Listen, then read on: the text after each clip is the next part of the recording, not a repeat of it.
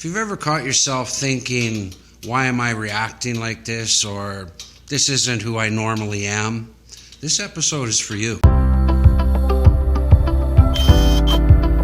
Check one, check.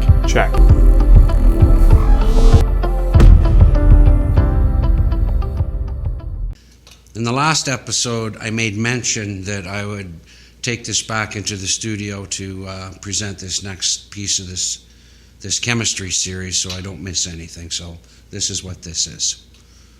So before we go any further, I want to clarify something important here. We use the word chemistry all the time. We say things like, those two have good chemistry, we didn't really click, or there was no chemistry there at all. But when most people say chemistry, what they're actually describing is a result. It's comfort, it's ease, it's familiarity, or it's connection. And that's not chemistry at all. That's the outcome of the chemistry. Actual chemistry is biological, happens in your body. It's the release, suppression, and the interaction of hormones and neurotransmitter within the body, controlled by the nervous system, long before you even form a thought or an opinion of your own. So when two people feel like they gel, what's really happening is their nervous systems are reading safety, rhythm, predictability, and they're responding with specific chemical instructions. Serotonin stabilizes mood, oxytocin supports trust and connection, cortisol remains low, conversation feels rather easy, and time passes quickly. You get to feel like yourself, so you really trust that situation. And when the chemistry feels off, the opposite is true, of course. The body stays slightly guarded, cortisol rises, your attention narrows, and we often mistake that for personality mismatch, when it's actually a state mismatch, nothing more than that. Everything we're going to talk about in this portion of this series works the exact same way. This isn't philosophy, it isn't belief, and it definitely is not fringe science. It's basic human biology. So before you even have a thought, your nervous system has already assessed the environment and decided whether you're safe or under threat. That decision determines which chemicals are released. It's how your heart behaves, how your brain functions, and ultimately how you behave. So when the body perceives threat, real or imagined, survival chemistry activates.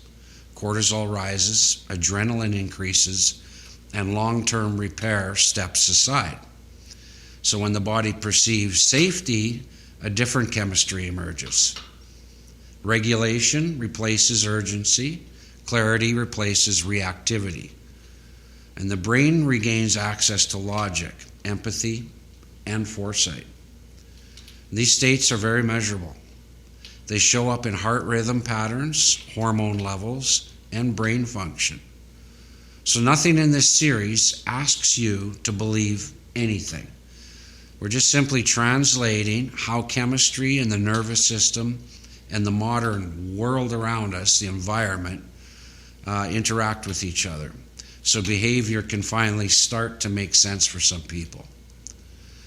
Because when you understand the chemistry, you stop judging yourself and you start understanding how your body actually works. If you've ever caught yourself thinking, why am I reacting like this, or this isn't who I normally am, this episode is for you.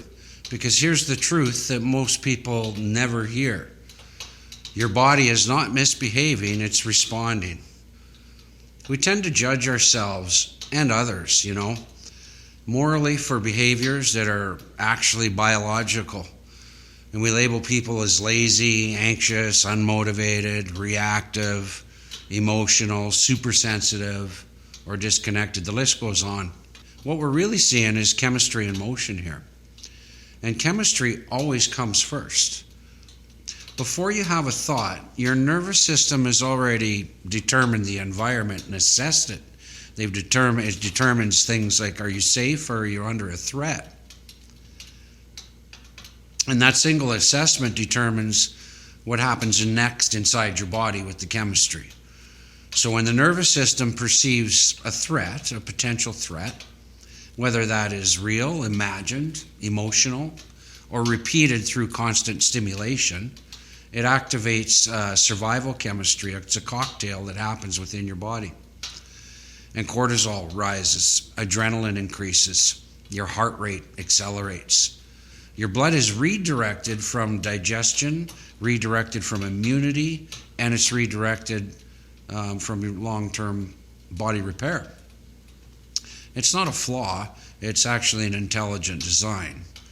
Your body is preparing you to deal with the danger at hand.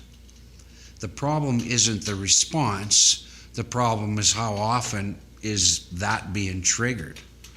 Most modern stressors are not physical threats, they're informational ones. Deadlines, news cycles, notifications, unresolved conversations, and anticipation without a resolution. But the nervous system doesn't care where the signal comes from at all. It only responds to the signal itself. And when those signals don't shut off, the chemistry can't shut off either. It's impossible.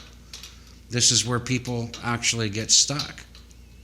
They try to think their way out of a chemical state. And I mean, come on, that's ridiculous, right? You're not going to do that.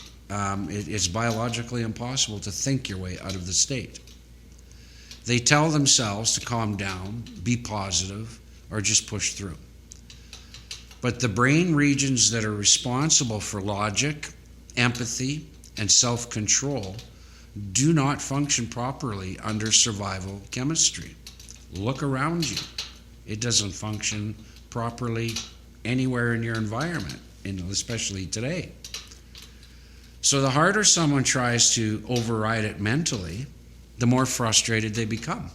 Sound familiar? But here's the good news. That's not a weakness. That's just plain physiology. On the other side of survival chemistry is a different biological state. And it's one the body can naturally return to when it perceives safety. This state is called physiological regulation, often referred to as coherence. The scientific community is very familiar with coherence. In this state, the nervous system shifts gears. Cortisol levels fall. Serotonin stabilizes your mood and your impulse control. Dopamine returns to healthy motivation rather than pure compulsion. Doomsday scrolling, that type of thing.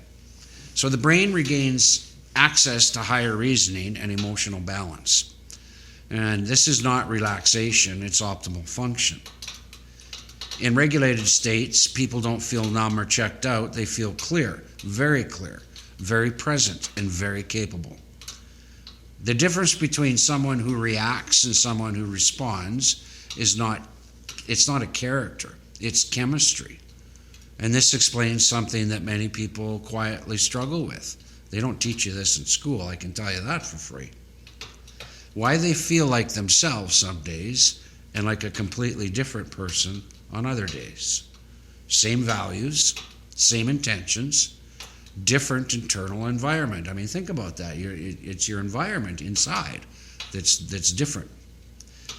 We've been taught to ask the wrong questions. What is that saying? So instead of asking, hey, what's wrong with me? A better question might be, what state is my nervous system in right now? And let's pay attention to that. Because behavior is state dependent. You don't become impatient because you lack patience. You become impatient because your serotonin is suppressed. It's squashed. I say it's squashed, but it's not in the chemical cocktail, your serotonin. So that's what I mean by it being squashed. You don't lose motivation because you're lazy. You lose motivation because your dopamine has been dysregulated. There's good dopamine and bad dopamine, and too much, doomsday scrolling again. That's bad dopamine. You don't feel disconnected because something is broken.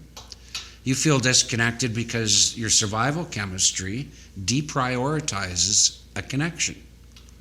And once you can understand this, something extremely powerful happens. Guess what the first thing to drop is? Blame. Blame drops away. Self-judgment softens, and curiosity replaces criticism. There's something to think about. So this series isn't about fixing you. It's about helping you understand what your body has been doing innately all along. It's trying to protect you in a world that never stops signaling urgency. Look around you. As we move forward, we're going to break this down clearly and extremely scientifically. We're going to look at the two dominant states that the body lives in, how stress chemistry becomes chronic, why dopamine has been hijacked in the modern world, and how regulation restores clarity, motivation, and balance. Not through belief and not through force, but through understanding how biology actually works. Because when you understand the chemistry, the behavior finally makes sense. And that's where real change begins.